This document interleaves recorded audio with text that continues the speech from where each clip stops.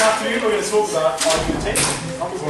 Yeah, hi, you know George, right? You know me? This is Borna. I'm Borna, nice. I know it. We like the basic point. And we're going to teach you how to make some arguments in this session. Before I go and talk about argumentation, because I had you guys in the last session, is there anything you want to recap? Any questions you still have from the last session regarding the introduction to DP? No? In that case, we're going to talk a bit more detail about strategies in amongst argumentation as well. But so I'll probably start with that off, given that it probably links most to what we were doing in the last session. So,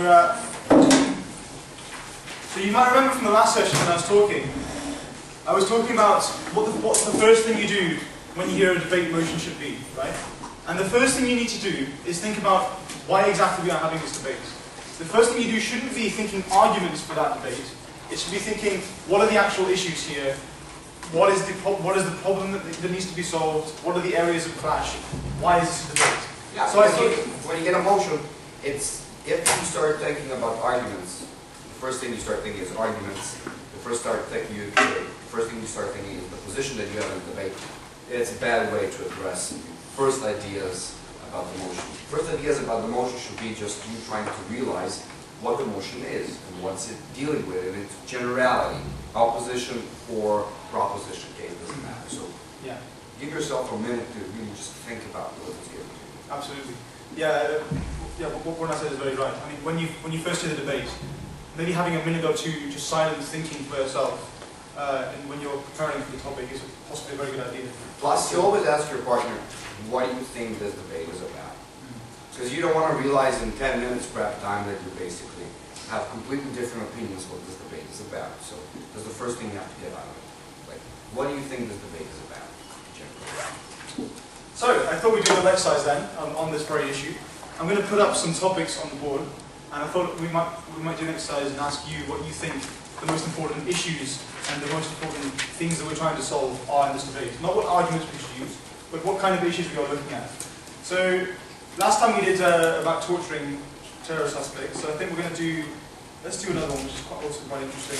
We touched on it again, but I think it's quite a good topic, for beginners especially. This house would legalize all drugs. Hi guys. This house would legalize all drugs. Why do we think this is a relevant issue? What kind of problems are surrounding the idea of drugs? Because we know that a lot of people use drugs illegally. Okay, so advanced consumption, they consume widely.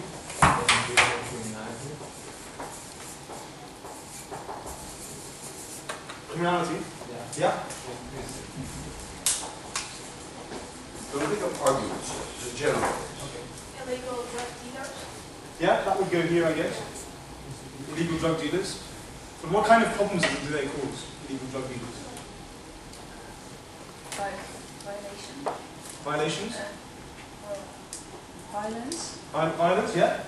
So, violence would go in. This is what you have to do in first proposition. You have to really paint, before you go on to talk about the models or the arguments you're going to talk about, you need to show us a problem. And this is particularly important for topics which are this house would, which means you have to propose something. You have to propose a solution to a problem. So the first thing you do is find a problem. Okay, but let's go further. There are much more problems. Yeah, more. Okay, what more? When we talk about drugs, what more? Alcoholics. Sorry? Drug alcoholics. Drugs? Addicts. Yeah. Yeah. Okay. Addicts. Addicts.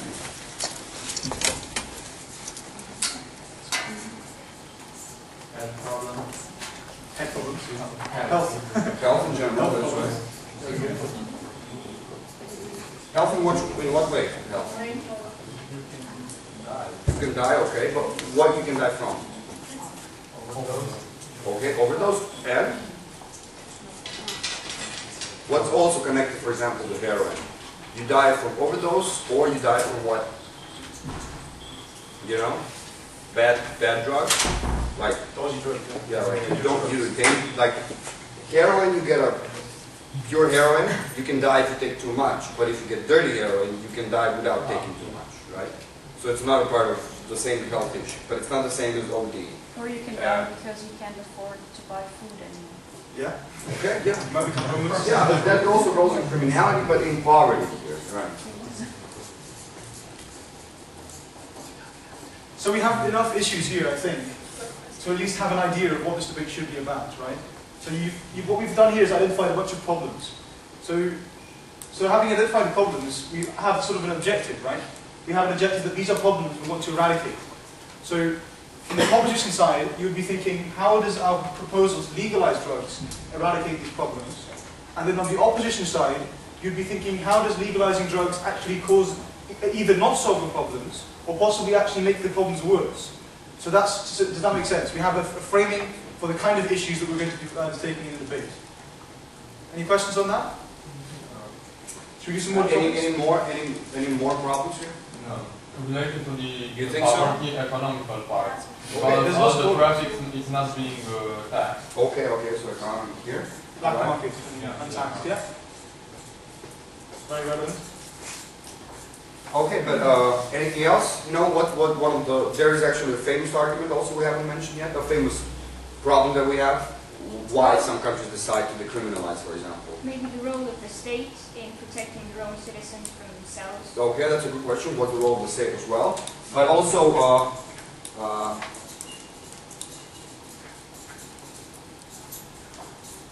have you ever heard the argument that our police and our courts are spending too much money prosecuting addicts and not spending time on other more important crime? Have you heard that argument before?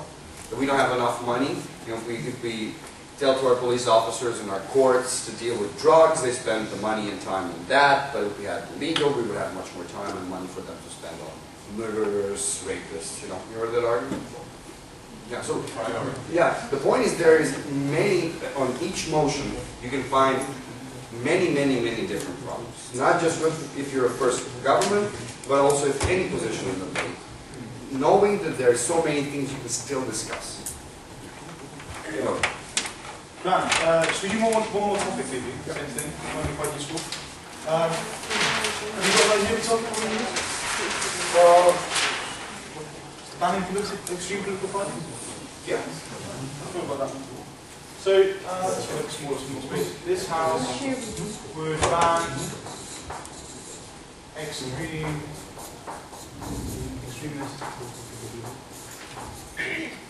political parties.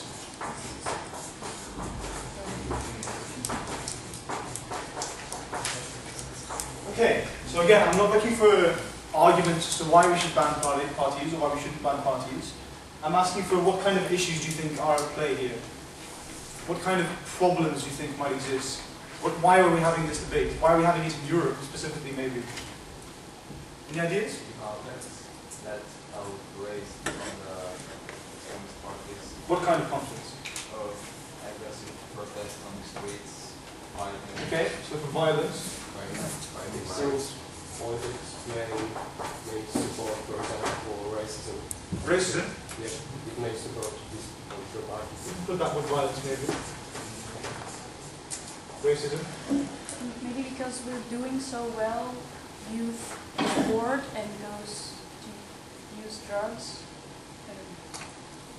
Sorry, I didn't hear you there. You know, I get it what you're saying. Yeah, it makes Because sense. yeah, I don't know the word for welvarend Wealthy? in English. Wealthy? Because we're so wealthy and we don't know what to do with our time anymore, and then we go onto the streets and go to coffee shops or Yeah, but we're talking now about We changed topic. extreme political parties now. oh. Yeah, but nonetheless, I think It's a valid point though from the previous. Yeah, it's a good point for the previous, but I thought you got to start a different argument for this one, which would also be an interesting argument. That is, we also discussed in this debate how do young people, for example, become part of the political extremist parties. Not for or against, but that is an interesting topic. How come you have so many young people joining extremist parties? There's a lot of immigration. A lot of immigration. Yeah, there's also a story of immigration here. Or any other form of political topic you'll be discussing that can be connected with extreme political parties. Like Immigration. problem of immigration, we had racism before, Freedom of speech. freedom of Yes, speech. very important. Speech.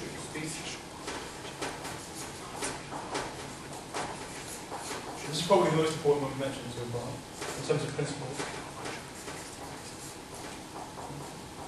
And actually, this is quite important that you mention this, because as I mentioned briefly in the other session we had, possibly one of the key things you should do in each debate is try and think of what are the core principles at hand. Obviously, we have what are the core practical issues.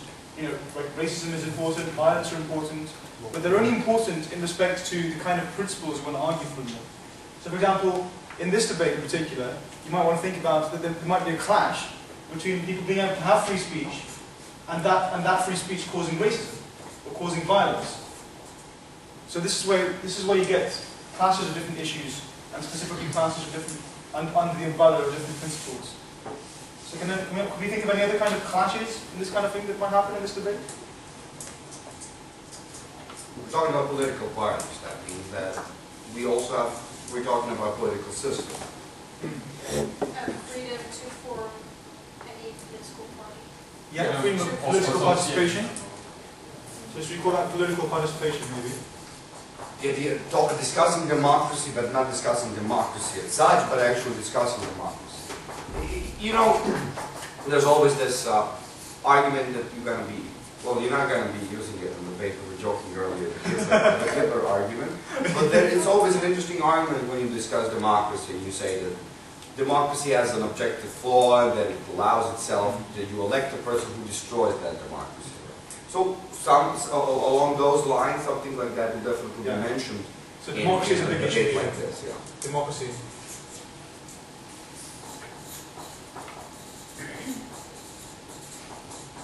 And of course, with racism and immigration comes minorities are important.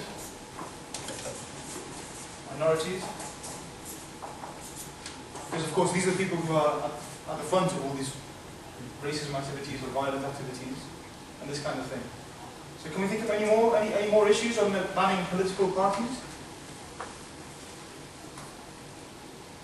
Any more issues as to why? Can you think of examples as to why we're having this debate in Europe?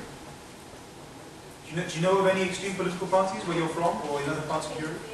Yeah. Netherlands. Yeah, in the Netherlands.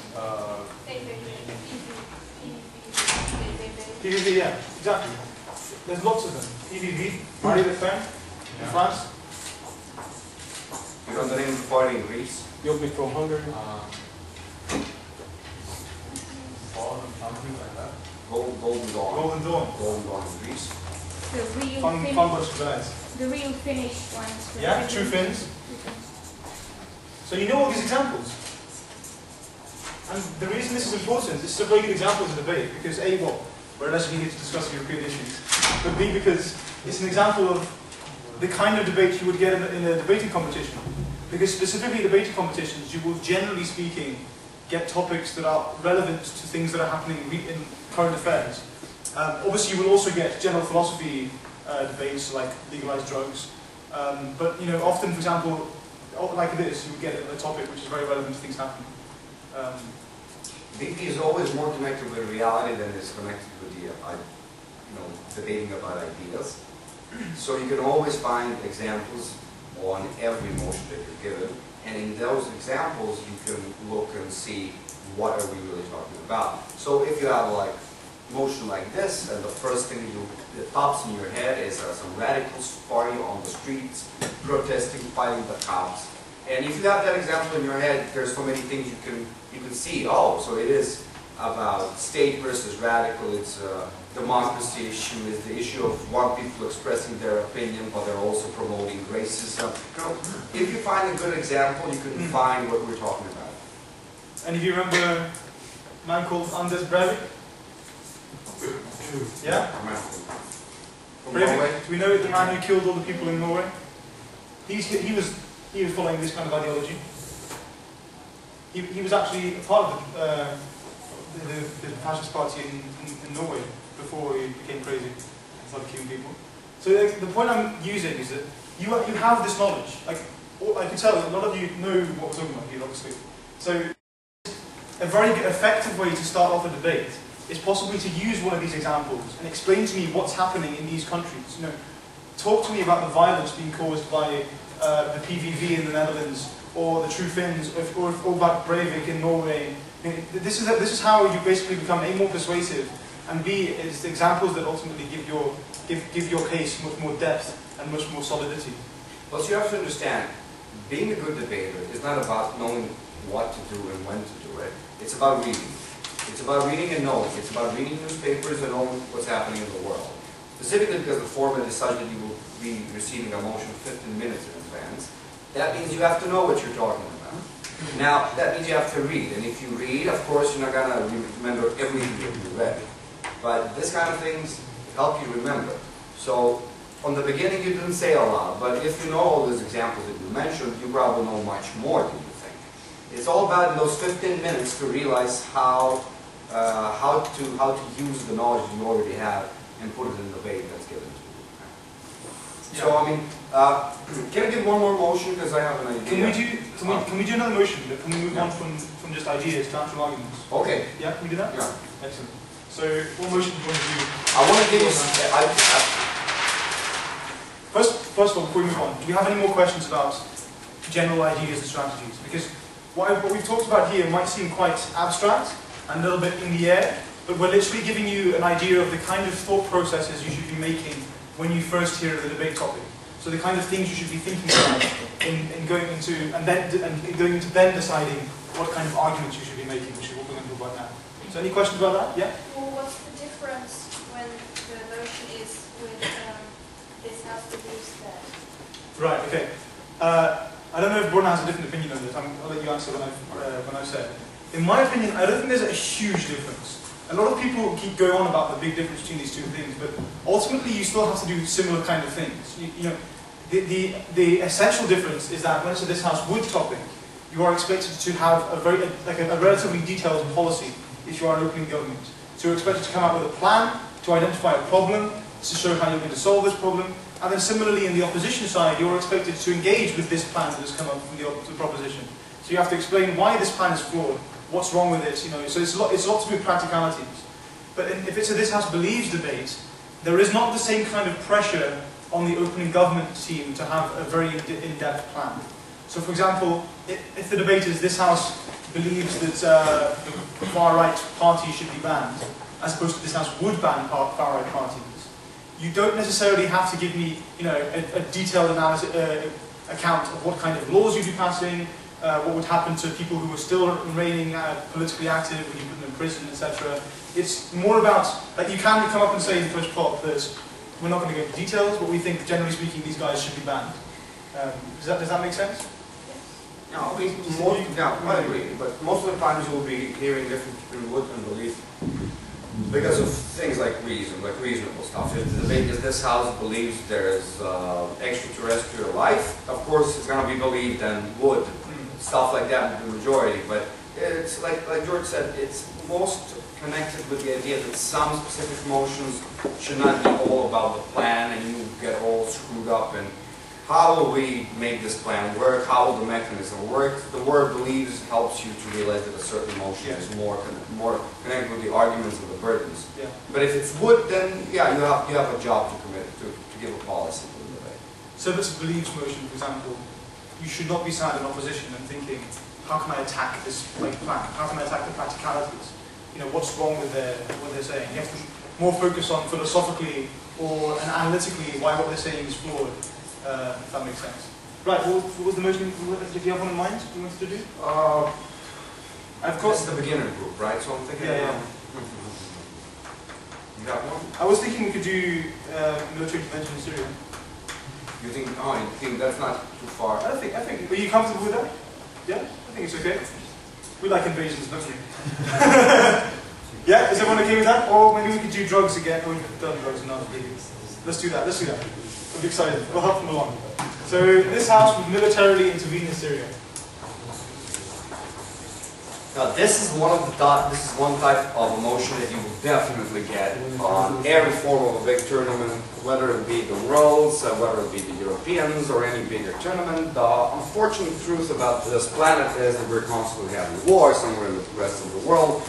So you'll always have at least one military debate that you will be These discussing. are my favorite topics. I don't know about you, Borna, but Actually, this is however horrible that sounds, it is refreshing because mostly it's always at least one Israel debate a year that we have.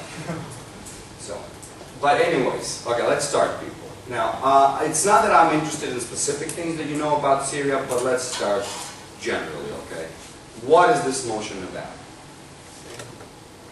Okay, I think it's sovereignty of the country great. Safety, sovereignty, great. versus of which countries? Humanitarian human the rights of the citizens. Which Okay. citizens? In Syria. Yeah. Good. about the respect for international law. Excellent. What parts of international, what will be discussing here if we mention international law? What is that? UN all- Charter. UN Charter, okay, and Or United Nations. United Nations, something else? We're talking about an intervention. Now, we know that people from, I mean, Switzerland is a great country, but we're not talking about Swiss soldiers, right? So, what are we talking about? United Nations, UN Convention, NATO maybe? NATO maybe, you know? So those things you have to know. Those things you have to know. So, in this debate, you will not be learning what is NATO, but you have to know what NATO is, and you have to know that NATO will be touched. Even if the opponent governments goes out and says, no, this will not be done by NATO, then okay, but some things you have to know. What more? What else? What do we have here? What is this? What is it? Militarily. Yeah. What do you mean? What does it include militarily? Besides, of course, sending the military. What does that mean? What's a war? What will we be discussing? Armies, weapons. Armies, Yeah. weapons, Human life. human lives, Right. amount of soldiers. Not just numbers, but those are real important issues. Civilians. Then stop training. And bear in mind, this is wood. So here we need a detailed plan. Who's going to go? How many soldiers? What kind of soldiers? Are they peacekeepers? Are they actual peacemakers? Yeah, exactly. Are they? What's going to happen after the war? What do we actually want to achieve? Do we want to just dispose of Bashar al-Assad, the president of Syria, or do we want to stay longer and make sure we create a new constitution, or follow through like in Iraq, for example? And then also you have, when it comes to military, you either have on one side you have the examples and the practices, so you can call whether opposition or a proposition, you can always call on examples of Iraq or Afghanistan or Libya, whatever you choose, whatever you believe is a good example for what you're trying to say. But also on the other hand, you can have an ideology debate, not the whole debate, but inside of this debate. So you can always be proposing. You can always say that war is the most terrible thing that you can do. One thing that you could actually never do. I'm not saying that one team in this sort of debate should be a pacifist team, but I'm saying you can also discuss that. You can discuss how actually war, specifically in this region, will definitely not help whatever we do. So there are a lot of stuff you have to discuss just by saying militarily. Okay, Syria. When I say Syria, what does that mean? Besides being an independent sovereign country, where is Syria? Who's neighboring Syria? You know that? Israel? Israel? Turkey, Turkey, yeah? Turkey. Iraq. Iraq? You know, so you have to put in context where we go. We're not talking about invading something in North Europe, you know. We're talking about Middle East, that's sending a military and attacking a country that's surrounded by either a NATO members or a country that's already in war, or Israel, you know. So all those things you have to have them in your head before you start making. And then who is friends with Syria?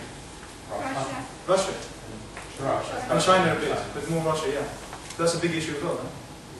The economical factor as well. Mhm. Syria has resources as well. Yeah? What does that mean when we go to the international law? When we were talking about UN earlier, how does UN works when it comes to war? Yeah. Russia can use its veto. Veto in the Exactly. Security Council. Great. That's what's happened. But what? It's been threatened to happen. Yeah, so I don't bother trying. That also means that basically in this debate, one side will be asked the question, what if we have this idea and we will have a veto being done, or a part of the international community will be against it? And it's not just a burden, but it's on people who are debating this debate to know how to answer those questions. Will we attack without Russia? Will Russia not put a veto? give us an explanation. So all those things are, even before you start making arguments, all those things are information that you need to have in your head in order to debate a debate like this. But before we actually go into talk about individual arguments, can we first talk about strategies from the closing half? Because it's important we distinguish. And actually, from the debate I watched last time, as in the last session, you guys were all very, very good in that you were, very generally speaking, quite clear. You had valid arguments. But I still think, perhaps because many of you have done Karl Popper and not Yuki before, you did not seem as clear into what the role of the second teams is. So, just to quickly, before I go to talk about strategies, just to quickly recap on what the role fulfillment, what the role of these closing teams are. As you remember, we have two teams obviously, the closing half, and each speaker in that team has a very different role. So, the first very thing I want to make very clear is that the final speaker, so the fourth speaker in the side as a whole, and the second speaker in your team, is not allowed to bring any new arguments up. Okay? So, it is not like in the first half of the debate, where you can say, I'm going to talk about this argument, and my partner is going to talk about this argument. No. In the closing teams, all the arguments go to the third speaker, and the fourth speaker does not give any arguments. The only job, her only job, is to summarize the debate, as we were saying. Only a counter-argument you could give it in the last speech. You can have refutation. Yeah. You can even probably give new examples. You can maybe get away with a little bit more detail on the same analysis that was being given, but you cannot provide completely new arguments, completely new material at all. Is everyone clear with that? So that's something that, for example, that did happen in the last debate. I remember some of the four speakers did have new arguments, which is fine. We're here to learn, so that's cool. So, what kind of things are we going to be thinking from this? What kind of strategy do we think we need to pursue if we've just heard this topic and we are in the closing half? Bear in mind that the main role of the closing team is to provide new material. So you have to make sure that you show to the judge and the audience why your arguments are sufficiently different and better than the opening teams to make him win that debate. So what kind of problems do you think you might encounter in trying to find an argument? Firstly, a question. Yeah. When we get the topic, we're discussing all four of us will be together? No. You only prepare in your team, so just you and your partner. So big problem could be that the first team uses the same argument. Precisely. This is a problem. This is the main problem if you're in closing. You might have thought some great arguments. You might have thought about the argument, we need to save lives in Syria, but probably the opening team are going to think of the same thing, which makes it tricky. It means you have to think of different ways to try to find an argument. But the benefit of being in the closing team is that you have much more time to be able to think and prepare about that. So the best thing you can do, in my opinion, when you hear the motion, is not go into thinking details about arguments, but just try and think of as many different ideas as you can. Literally just spend maybe 10-15 minutes brainstorming about different kind of arguments you could make, different kind of people who are involved. Basically like what we did now, before, when we thought of different actors, we thought of the UN involved, we thought of Turkey involved, we thought of all these kind of issues. But that's the essential thing you have to do, because you need to make sure you have something which is a little bit new. Yeah. You need to have an obvious new line of giving a proposition or an opposition. Something that when you stand up and you start talking about it, we will know that something new is happening like that. Of course, there's also that if you have nothing new, you will have deeper analysis of the arguments given before you, which if you explain better or have a better analysis, you can win, but it's definitely something harder to do than have your own arguments. So we'll look at some actual arguments, ideas of arguments you can do now. But yeah, just reiterating what Borna just said. You can also, your extension does not necessarily have to be completely new, as I mentioned briefly in the previous session. It can also be just providing more details, much better analysis, much better explanation. So for example, if the opening team talk about people in Syria being killed, if they literally just say it and don't provide any explanation as to how you're going to stop it, why it's important that we intervene, then you are more than entitled to take that argument up in the second team, if you're in the closing half of the debate, and make that argument better. You would get credit for that. Any questions on that? No? Excellent. Okay, so let's come up with some arguments then. So we've got all the ideas in our heads. We haven't written them down, but we've got some ideas. So can we think of some arguments? Why do you think we should militarily intervene in Syria? Proposition side.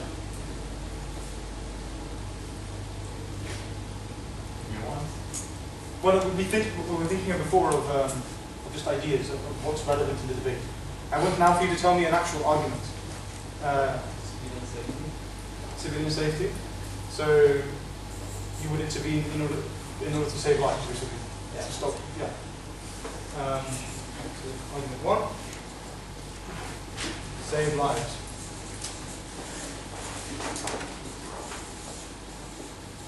Okay. How is an argument different to an idea? We don't. Okay, I think we're going to have to leave into an Argument needs to be sexy. Huh? Argument needs to be sexy. Arguments need to be sexy, this is true. You have to say them nicely, but that's not the main difference. No, I didn't mean it has to be sexy. Like statement, explanation, this stuff. Yeah, the appeal. You called it the law, or I don't know what was your appeal. Yeah, Imogen called it appeal, didn't she? Yeah, and appeal can be also sexy. I haven't heard appeal either. Appeal is something Imogen came up with, said. Point, explanation, example, link. Yes, and sexy is statement, explanation, example, and link. Sexy. Okay, I didn't know that either. That's good. There we go. So we take this argument and see how we can do it, huh? How about that? Let's do the other slide for now. Okay. So we have a target, right? Our target is we want to save lives. Let's put this up here. Objective.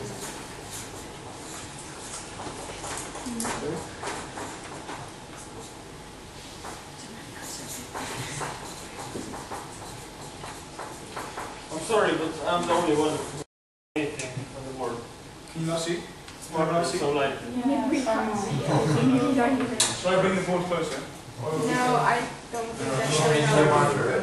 Yeah. This is after your. You cannot see. It's like you're Yeah, writing so on a white paper with. I'll make it bigger as well. The pen's not very good. No. You can't see it. But they can come here. Can we maybe all move around a bit? Because there's some empty spaces. Here is free space.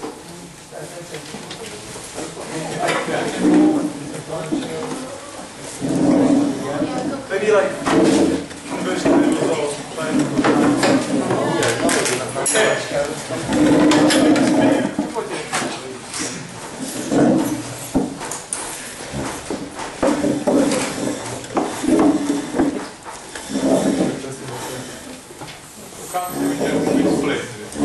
Can you see this now? No. Yeah. Come closer. This is Come closer. Move your chairs. With their chest. You want these glasses, huh? I'm not wearing my glasses actually.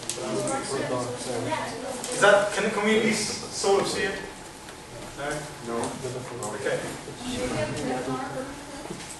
I'm going to No one here has a black marker. You're not the teacher. Okay. So let's talk about what this is as a statement. We have this as an objective, okay? So this is our objective, but this is not an argument title.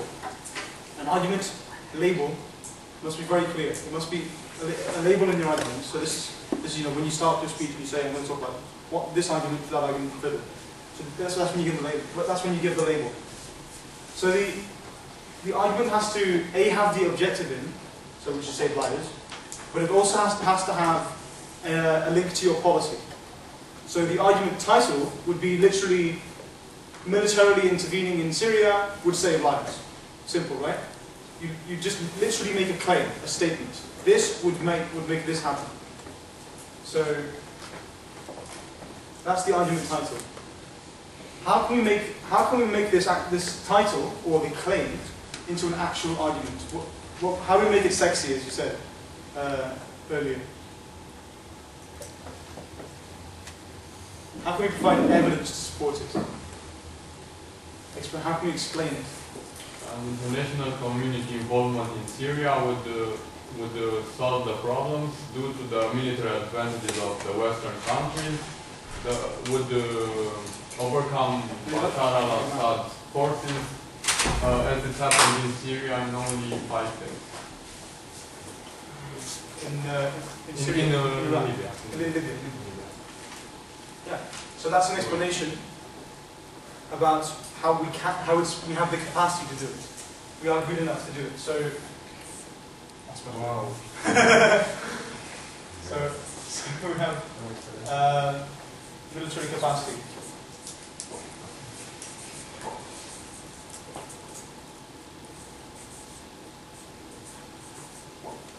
You have burdens to prove, you know that, burdens in a debate. Just like you had them in high school debates, you have them in British Parliament.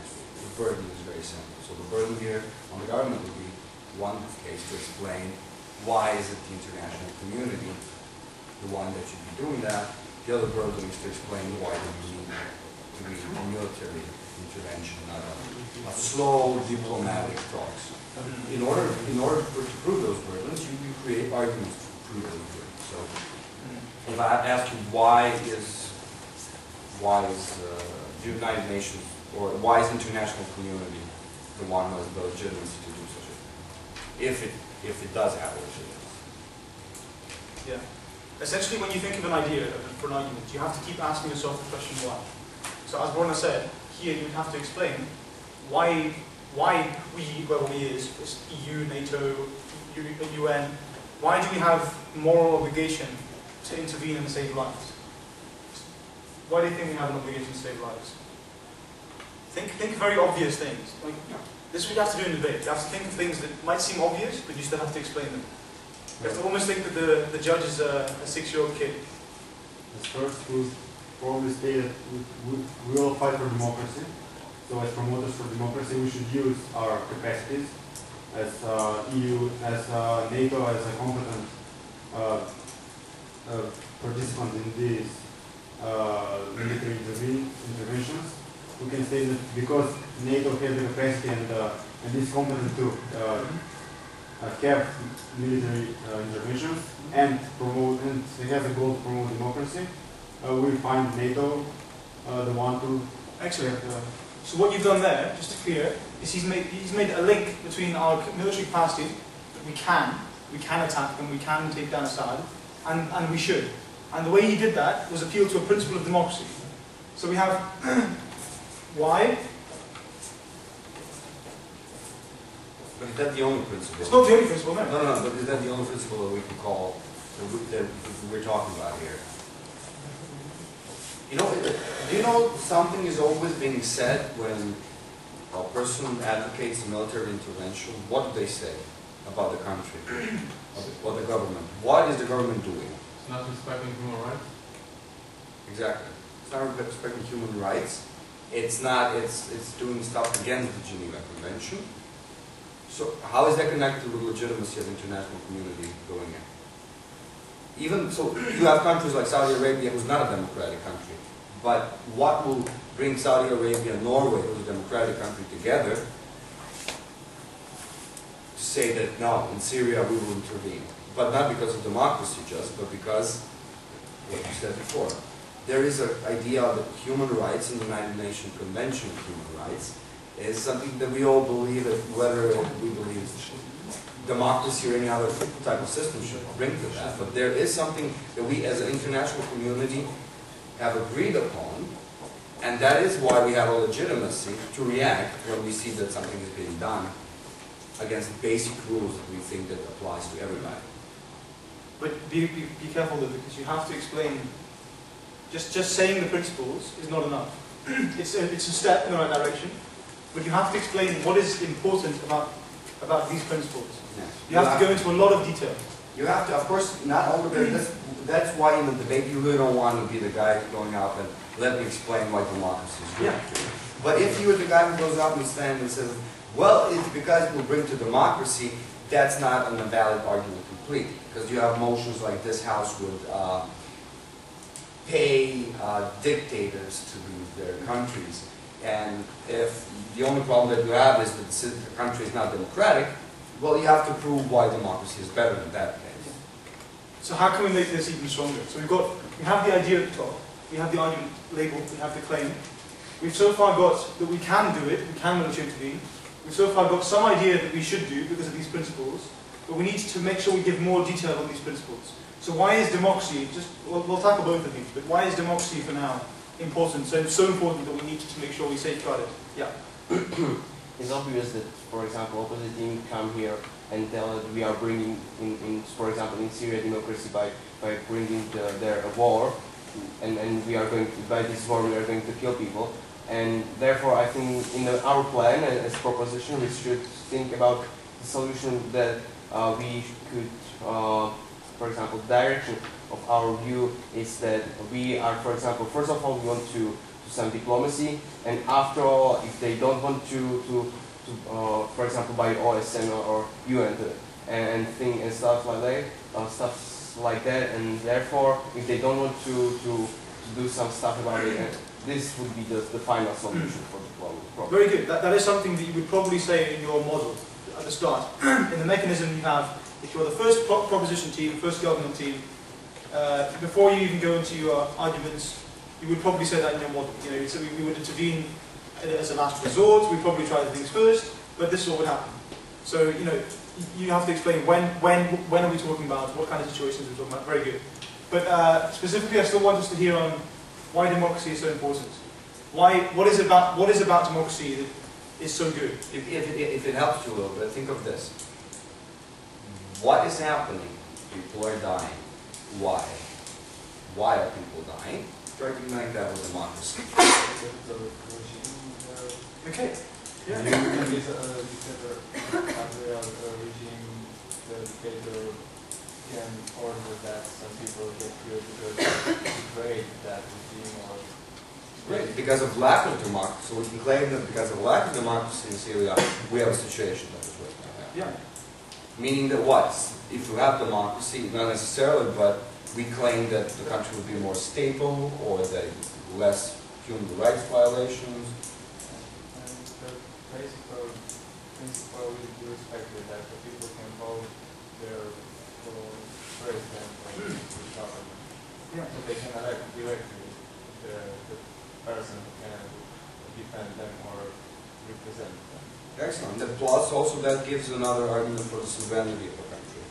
So a country with an elected democratic leadership, one can claim that the regime, that regime is much more legitimate to do what it's doing than a regime that's not elected. Exactly. Maybe it would be good to compare two countries. For example, compare what Syria has and compare to the democratic country on the left hand and the rule of law is in that country, the democratic country, and state what the Syrian people would get with this military intervention. Absolutely. This is great. This is all adding depth and explanation to this idea. What started off as an idea is now becoming more, more deeper. So it's interesting what you mentioned there. Actually, you mentioned both a practical reason why democracy is good, because you have regimes, dictatorships who kill people, but also you give us a philosophical reason as to why, in the abstract, democracy is a good thing and allows political participation and this kind of thing. So that's good. We've explained why democracy is good. Why are human rights good? It's one of those obvious. But it's important because you so often in debates will get someone say, this is bad because it violates their fundamental human rights. Okay? That's good. It's a step in the right direction. But you have to explain to us what it is about that particular right we are talking about, or human rights as a whole, as a principle, that is important, worth safeguarding, worth protecting. What are some basic human rights? Yeah, what kind of rights are we talking about here? For example? Right to life. Right to life? Of course, right to life first. Why is right to life very important? Life? Why is right to life important? Yeah. Why is it good to be alive? It's kind of self-explanatory, but nonetheless.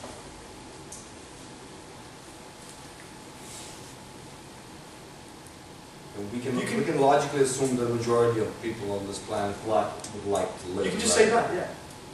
you can just say, you know, most people probably like to be alive.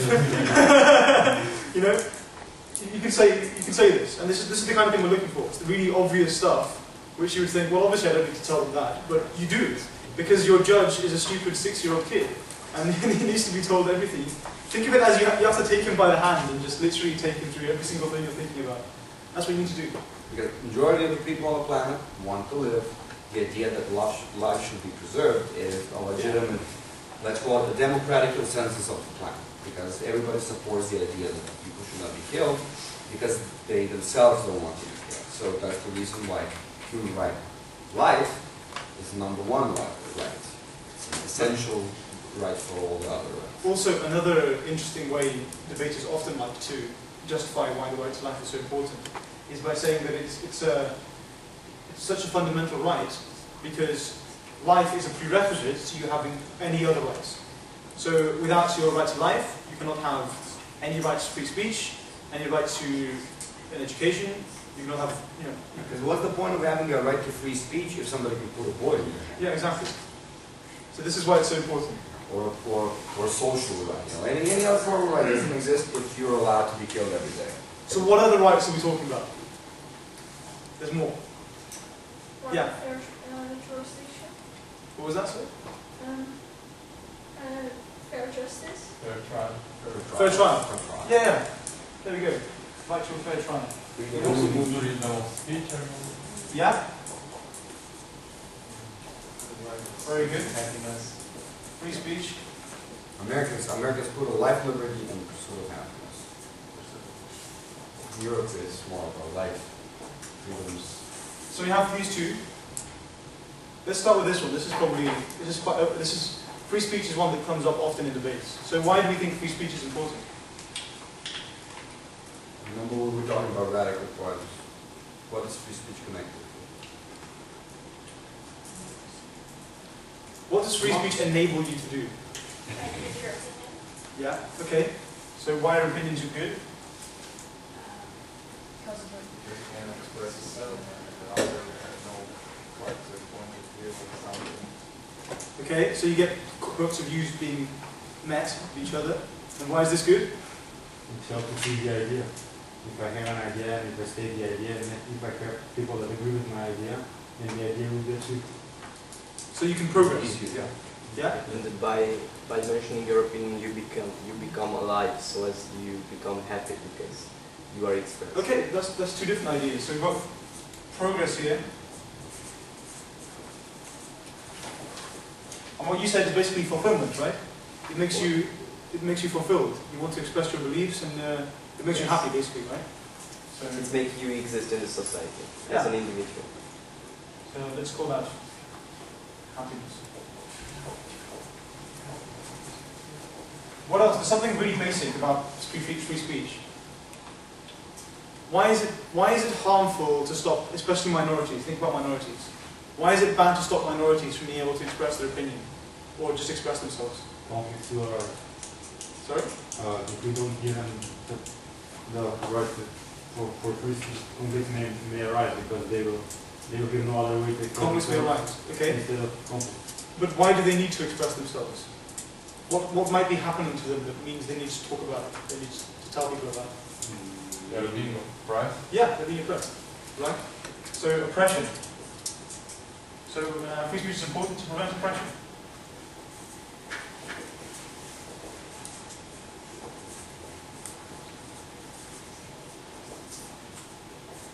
Can everyone vaguely read this now, by the way? Better anyway, okay? Maybe it's just for me. Okay, so we've got 3 different reasons why free speech is important. And this is very, very good.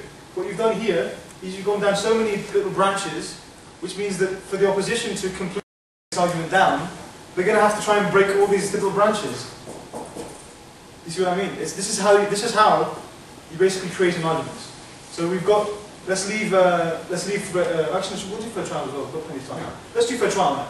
Why is it important to have a fair trial? So you don't get accused for something you didn't do. Okay, so it links back to oppression, right? So, prevent oppression.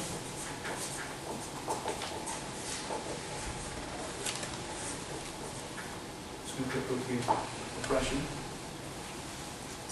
Then, okay, fair trial. Let's not think in the context of a specific trial that happens and a free man was let go or a guilty man was accused. But in general, if we have a system where you're given free trial, what does it mean? What kind of system is it? What does it include? Think of examples. If you have, think of a country where you get a chance to have a fair trial. What do those countries have that allows that? They give confidence to citizens. Yeah. It makes you feel, yeah, it enables you to lead a more fulfilling life. That country is not racist.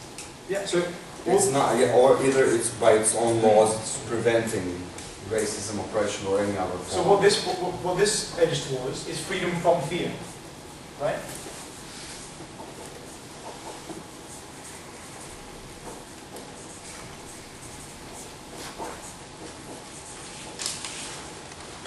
Freedom from fear. So what you've done is you've explained that fair trial is important, both because it needs to prevent oppression, but also more generally because a system which has a fair justice system, a country with a fair justice system, is one where people will be able to lead more happy lives. And give us examples, you know, to literally compare what it is like to live, let's say, in Europe, or yeah, to like what it's like living in Egypt, for example, where you have all these Muslims mainly committing atrocities who are not being prosecuted against Christians, for example. So give examples as well. But this is very, very good what we've done. So what do we have to do now? Now we've explained what human rights are and why they're so important. It's not one of those things you will go into debate like this and go out Yeah. and explain for 2 minutes, explaining all of this.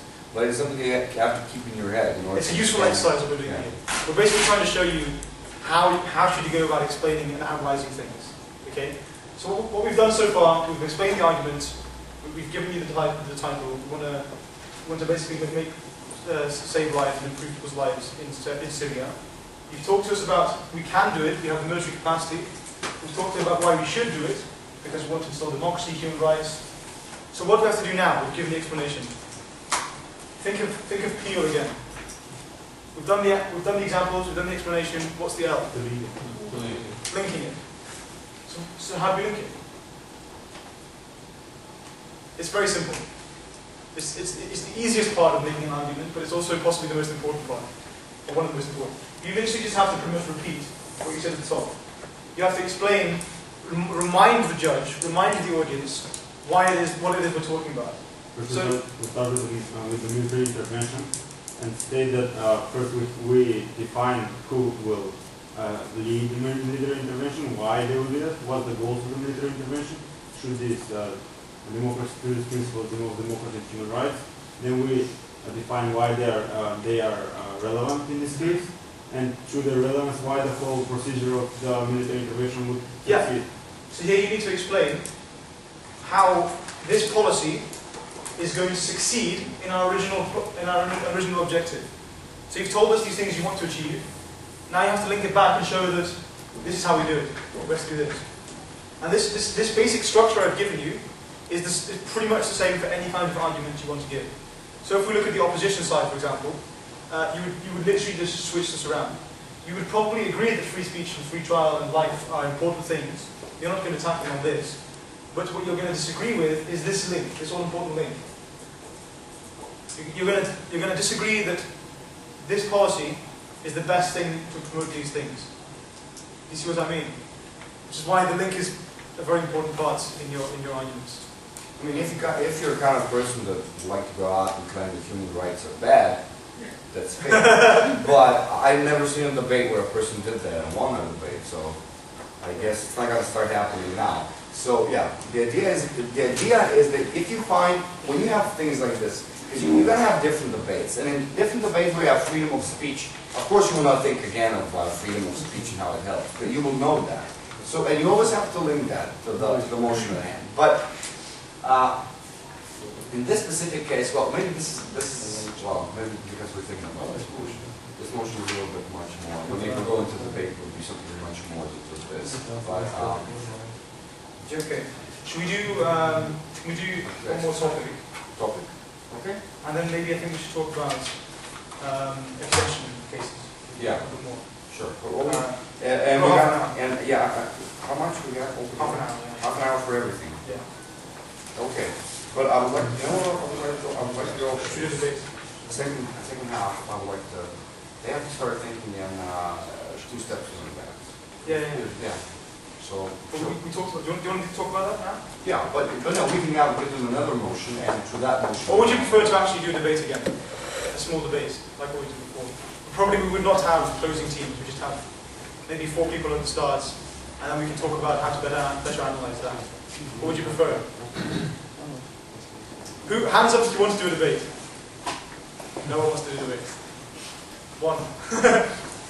Who prefer to keep listening to me and to us two talking ourselves? It must be sexy. Okay, yeah. We'll do that at the end. Let's do one more topic for now. Can we do? I'll tell you what we're going to do. We're going to do another exercise. I'm going to give you an example of an argument or an idea from the legalized drugs debate again. I'm going to see how we can improve the argument.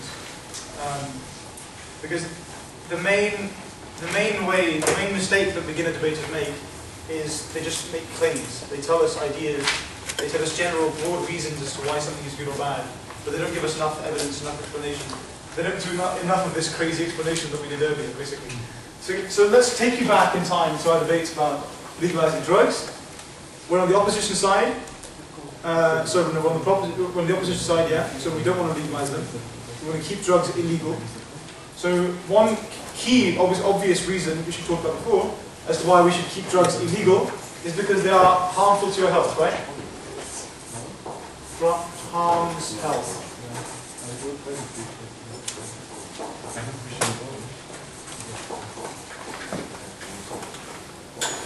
So drugs harm your health.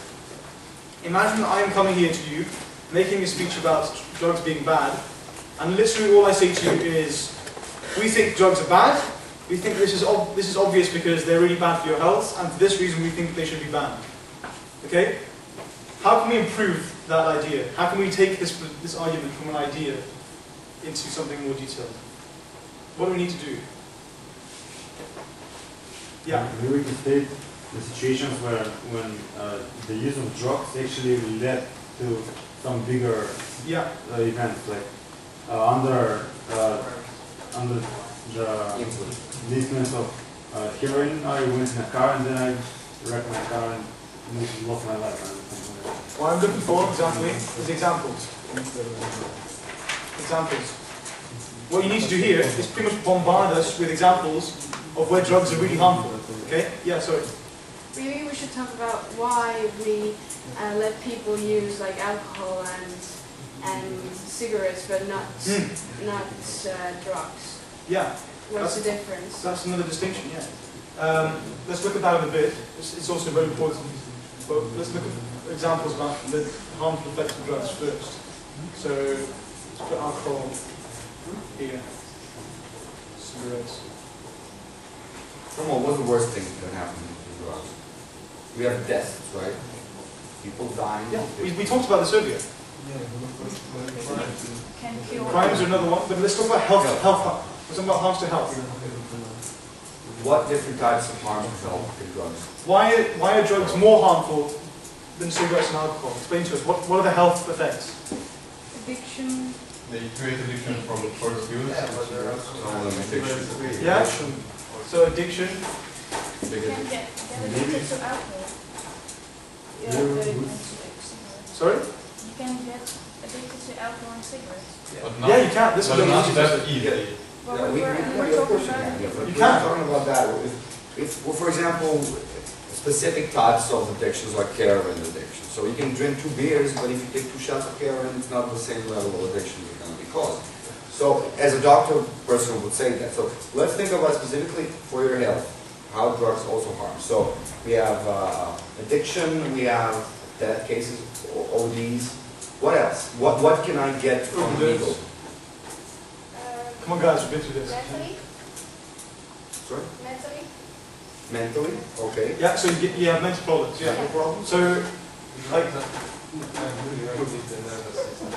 The nervous system gets Yeah. it. It affects your brain, kills cells. Yeah, Yeah. yeah, that's what we're looking for. You're Brain. also harmful to others. No. Harmful to others, how? Some way. When you're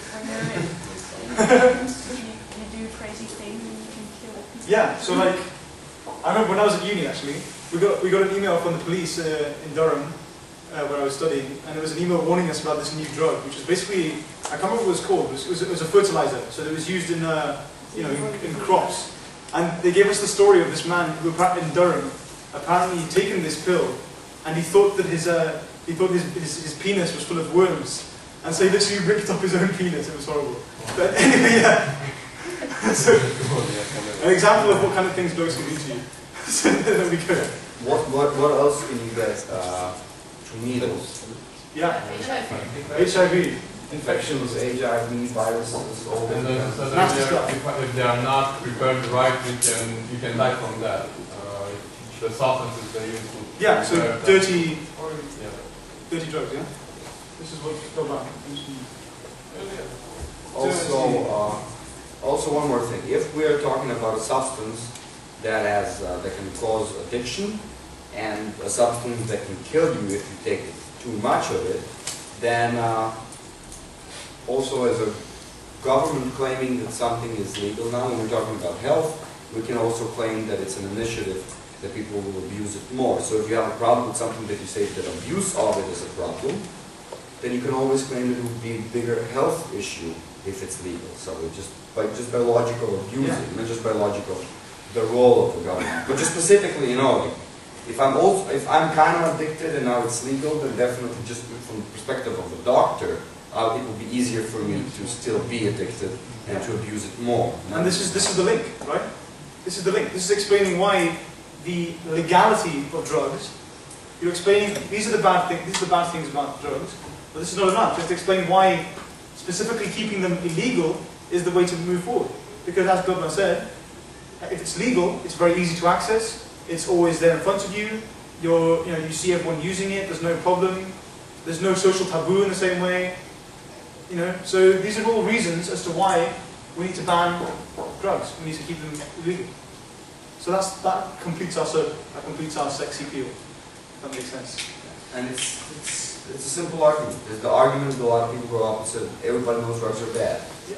We have to do this. Yeah, because if someone comes up and gives lots of really good examples about why drugs are bad, but then doesn't provide the link at the end, you're going to get the other team simply come up to you and say, well, we know drugs are bad, so what? Like, what's the big deal? So should we also do, actually, no, we can put more time for more, and then we can talk about extensions. Let's talk philosophically about drugs. What do we think the key principle here from the side of keeping drugs banned is?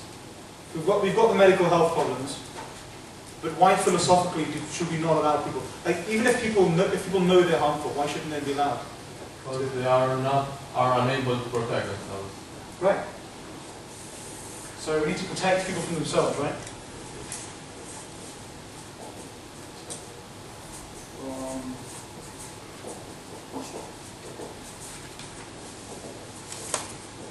We need to protect them from themselves. Can you think of examples where we already do this in society? This is how we're going to move down the peel. Seatbelts. Seatbelts, yeah. Great example. Excellent. Any other examples? Helmet. Helmets, bike helmets, yeah. Traffic lights. Pretty much anything. Yeah. Think about it. Your everyday lives are governed by law, right? You guys to be here have signed codes of conduct, and your parents have signed the same code of conduct. Because essentially the government rules what you do most of the time. You might not realize it, but it does. This is the point of the state. The point of the state, and this is how you get into arguments. Why do we have a state? It comes into questions like this. It's an intellectual activity, debating. It's like this. When you're in your own house, your mom and dad are taking care of you, the fact that you don't take care of them there. When you're in school, there's a teacher in the classroom, so you don't take care of them there. but the country and the system believes that you should be protected in this or that way wherever you go, in the street, in the woods, climbing the mountain. Some of the things like this, it's considered to be following what your parents would believe also, but your parents are not there, but the country or the state is everywhere, and the law is like this esoteric nanny taking care of you.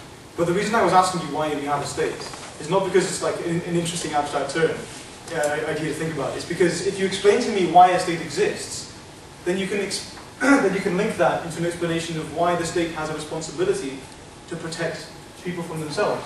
Because we chose the state. We chose to form the system. Precisely, yeah.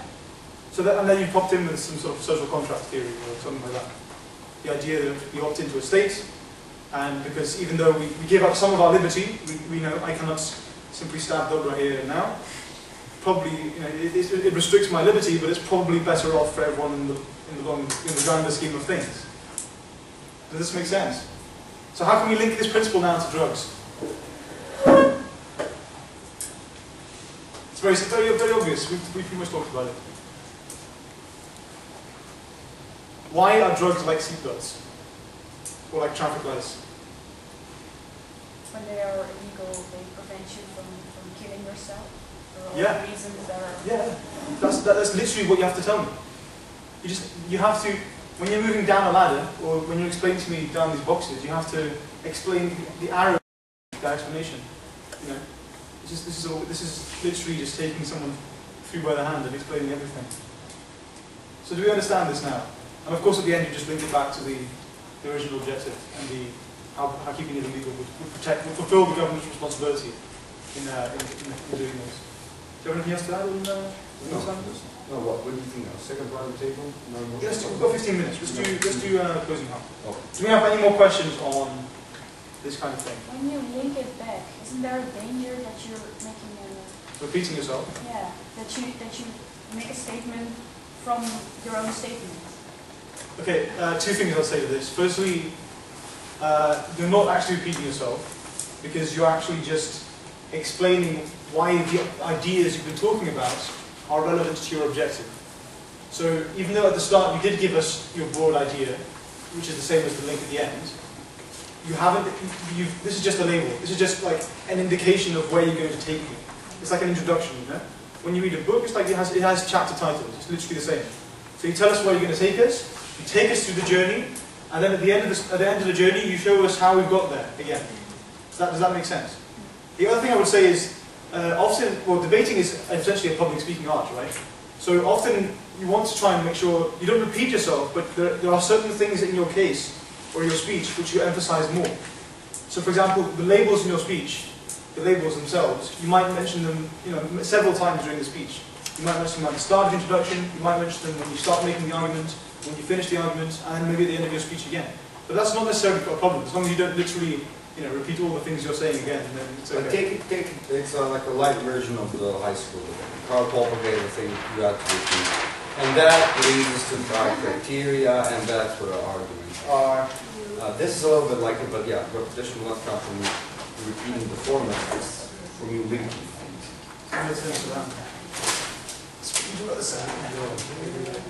Huh?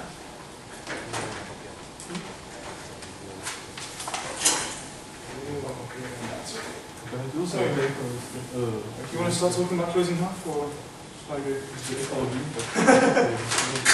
Let's talk about closing half. Yeah, okay.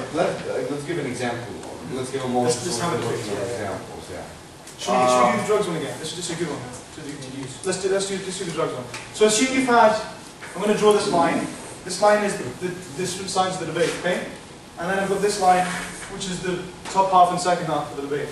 So assume you have, again, this house would legalize all drugs. So proposition has argued free choice. Free choice. What else might open in which they explain that every individual has a right to choose what they're going to put in their own body. Just people have a right to choose. You know, we do all things that are dangerous all the time. It's fine. There's no problem. Smoking, alcohol, etc. That's this point. They've said that. Eating too much chocolate. Yeah. Let's just assume that that's everything they've said. Yeah. Keep it simple. And Let's let's give them two arguments. what else does he say? Free choice, and let's say that they will explain that less money to organize crime. I don't know. Less money. And else we do that next thing. Fighting against harm. Yeah, no, we can do something else in a second. It's fine. So organized crime. Let's do organized crime. So fighting organized crime. That's Okay. The opposition would come up with drugs are bad. drugs are bad. Yeah. As in harmful to the body. And the second one is choice. Again, they explain to us how You don't have a choice. we should not have free choice You should not have free in choice. this issue. So how, given that these arguments have already been said, how do you think a strategy could move forward in the second half? Bear in mind that what I mentioned to you earlier, if you think that one of these four arguments, if you're here and if you think one of these two arguments was not done very well, if you think, for example, they didn't explain what free choice is, they didn't go through the arrows that we went through before, they didn't explain to you why it's important, then you can talk about that here. Same with this. If they just literally tell us that organised crime happens, but they don't actually explain anything about how you can stop it, then you can again take that down here. But let's assume for the sake of for now that these arguments have been covered. So can we think of any other reasons, any other way we could extend, move away from the opening side and have some more new arguments? Then it would be easier to control the quality of the drugs when it's legalized. Excellent, yeah. So quality control, yeah? So quality control. That's one argument you could come up with. Any other ideas? Can we think maybe about where do drugs come from? The use of drugs is financing dictators in third world. Yeah, absolutely. Yeah. International terrorist cells, international militias, Dictators. basically the majority of the international people that you think or heard of, they are either criminals, warlords, rogue generals, dictators. There's a big proof that a lot of them are being financed. And can we think of some examples here specifically? Would make it more persuasive. We can have some examples in. Probably South America. Yeah, good. South America, yeah. And Africa. Afghanistan as well, the Taliban. Yeah. Growing poppy seeds, for opium. Yeah. So these are all Colombia, organized crime, making a whole lot of money, like selling cocaine, money coming from the United States. So it's not like money is not created inside of Colombia itself. Excellent. Do you think of any more? These two would be good. It can be controlled more so that there's no wrong stuff in it. Yeah, this comes here. Quality. So we ensure the quality is good. What about, yeah, go on. Illegal or dangerous import? Yeah, that goes a little bit with the second argument as well. Somewhere here and here. Yeah. What about, it's linked to quality, but it's not so much about the substance itself. What about like medical advice on how to use it? Because as we know, these substances are dangerous if you overdose, but if you use them, reasonably, they're not necessarily that harmful for you. So you can make an argument about how if it's legal, you have a lot of advice, you have a lot of medical supervision, you have people explaining how it's safe to use. And there are many artists that created art when they were on the internet. Yeah, exactly. Yeah, there can be an argument of free choice. I think that will be a lot. Yeah. The Beatles would not have happened had it not been for LSD and weed. So yeah.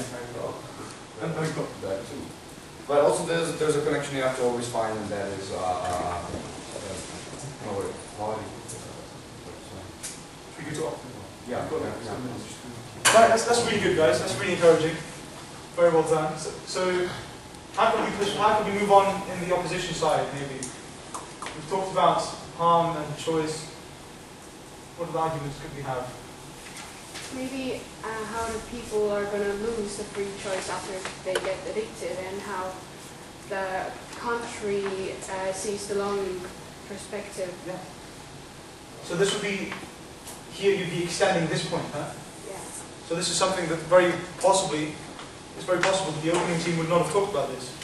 Yeah. So you go on to explain in more detail as to why actually when you use recreational drugs, you're not making a valid choice. just because, and you can explain that just because you might have made the choice once to use it doesn't mean you have chosen to use it for the rest of your life. So yeah, that's very good. Oh yeah, then I remembered. Examples, always find some interesting examples. If we're talking about this, then look at the countries who did that. Like, exactly. Yeah. So think of reality and news that heard about this situation.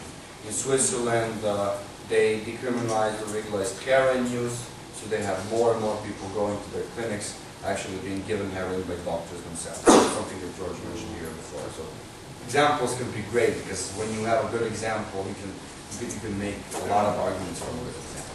But let's go back to the opposition. So, yeah, thanks for that. We've met the opposition. Can we think of any other reasons as to why keeping drugs illegal is good? Think about what we're trying to achieve. It's very likely that if you're on the opposition side, you will agree that drugs are bad for you. It's unlikely you're going to say, we think they're actually fine. So, do you think it's possible to argue that in keeping them illegal, you're going to make sure fewer people consume drugs? It seems obvious, but there's a way you can go into a lot of detail on this.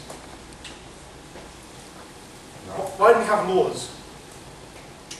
Apart from, obviously, to stop people from doing things. What? Anyone, any ideas on what laws do to people? What they do to how people think about the laws? Because it talked about protecting the people from themselves. Yeah. Okay. I mean, could you claim what George is trying to get you at is, could you claim that more people will be taking drugs if they're legal? Yeah, because of the effect of the forbidden apple. Because what is forbidden is more attractive for Okay, so that's something the proposition would say. Yeah. Yeah. So what would you say on this side? As an opposition. Would you say more people would smoke? Do you think that more people smoke marijuana in Netherlands today than they smoked when it was illegal?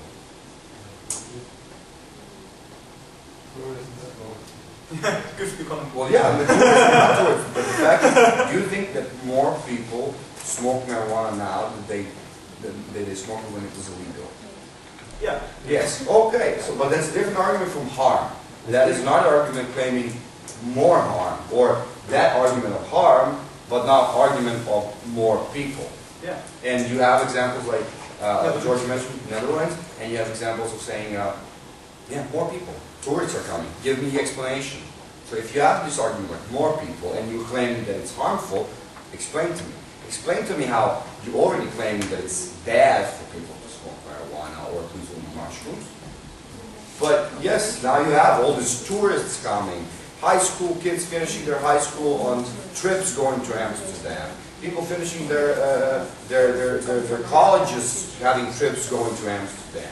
Everybody's going to Amsterdam. You can claim the arguments of the government for you. So if the government is saying you will get more money, you will have better tourism, you take that as opposition. Say yes, you will have more people doing harm. So, but how? Let's explain this in a bit more detail. Why do we think that if it's against the law to smoke marijuana or to inject yourself with heroin, why do you think that that would mean it would be consumed less?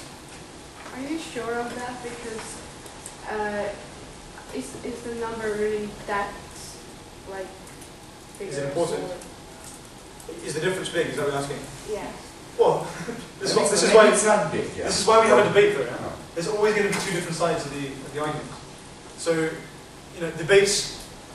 You're never going. It's very rare you have a debate which is so obviously on one side, and if that does happen, it means it's not a very good debate. So, as you said, this is the question. Some people claim that if tomorrow heroin was legal, that nobody in this room will take it. Yeah. Because it's not the government that's stopping us from taking heroin. We're reasonable people, young people, and we will not be taking heroin tomorrow if it's legal.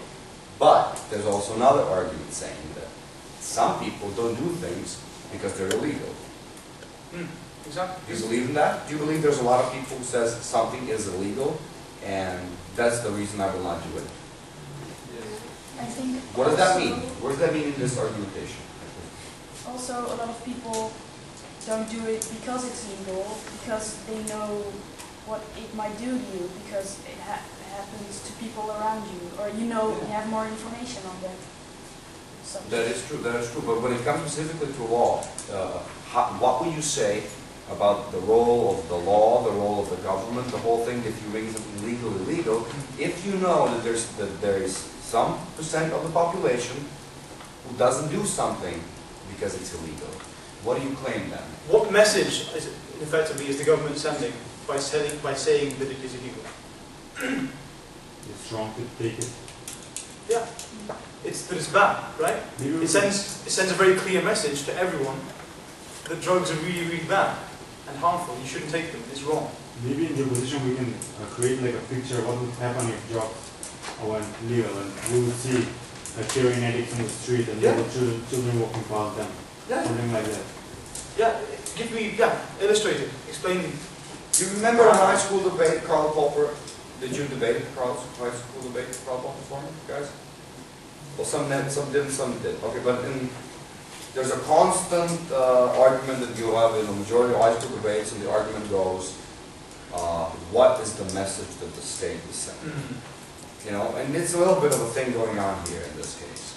Because the question that if you're in opposition in this case, and you agree that harm is #1 problem that opposition claims, and you have to prove that more and more and more people will harm themselves, then yes, you have to mention and think in a way what is the role of the state? What is the state saying? Why do we have laws? And do we really have a lot of people not committing crimes because some things are illegal? Do we really have people who are not doing anything illegal because those things are just illegal? And yeah, there are. I think it's more of the moral value that people have on drugs, because people don't really care. No one has a good opinion on drugs, such as heroin and Right, well guys, we've almost run out of time. I'm just going to recap things what we've done. Are we all clear on what exactly we've done here in this exercise? What we've done is we've placed ourselves in the position of the closing half teams, right? And we've seen this is what's happened before us. So what we've done here is placed ourselves in that situation, and we've asked ourselves, how do we adapt to this? You know, you will probably have thought of these ideas already in your preparing time, in your prep time. But because they've been said, you have to scrap them. So this is what you have to do. You have to come up with new stuff. Do we have any questions on that? No? Any questions in general about how to make an argument or strategy from any points? Would you like me to go, just before we leave, to talk to you more about summary, like very briefly? Are we okay? Yeah? Would that be useful? Okay. As I said before, this will be literally 2 minutes, don't worry guys. The summary speaker, the fourth speaker, is not allowed to bring any new points, okay? So this box here only represents what the third speaker will be saying. Right. The job of the proposition summary speaker, so the fourth speaker in proposition in government, his job or her job is to do two things. Firstly, he or she has to rebut this stuff. So it has to provide refutation for the extension on the opposition side. This is incredibly important because if they don't do that, then it's almost as if basically this argument is valid. Because as I explained in the last session, in debating, if something is left on the table, if you're not engaged in something, then unless it's completely crazy, as far as the judge is concerned, that argument is a win, if that makes sense. So that's the first thing you have to do. And the second thing you do is to actually provide the summary. But what is a summary, as I said? A summary is not just about what happened in the whole debate, but it is partly about that. But it's providing to us a context of what these arguments, the place these arguments had in the debate as a whole. So you need to explain to me how the debate, how interaction went back and forth in the debate, how this argument interacted with this argument, and show how this argument essentially won. But you must provide more emphasis on your extension speaker points. And to do this, you can be sneaky. Like you can just say things like, we've demonstrated that the most important point in this debate is this point, so that dictatorship and terror cells like use drug production techniques to get money. Now, it can be very hard to do summaries when you're a new debater, but a very easy way to think about doing them is to structure it in terms of 3 points of clash, or in terms of 3 questions. So think to yourself, what are the main issues that have been discussed in this debate? So in this one, for example, it could be maybe one of them could be health, another one could be organized crime, another one could be dictatorships and terror. And you need to explain to us what happened under these three categories. So it's just a nice way to structure it, if that makes sense. Any questions about that? Yeah? And the job of the fourth speaker on the opposition is the same, only you do not have to rebut in the same way. There's no... Does the last speaker refute? The last speaker in opposition? Yeah. He or she can refute in that he can defend the extension. So he or she can refute the refutation, if that makes sense. Show why the refutation was wrong. But other than that, it's not really a refutation. I mean, obviously you do provide engagement. You show us how refutation went back and forth. But it's not, you don't have to refute arguments, no. Okay? Right, thanks a lot everyone. Hope you enjoyed that. Sorry we went on for ages. Take care.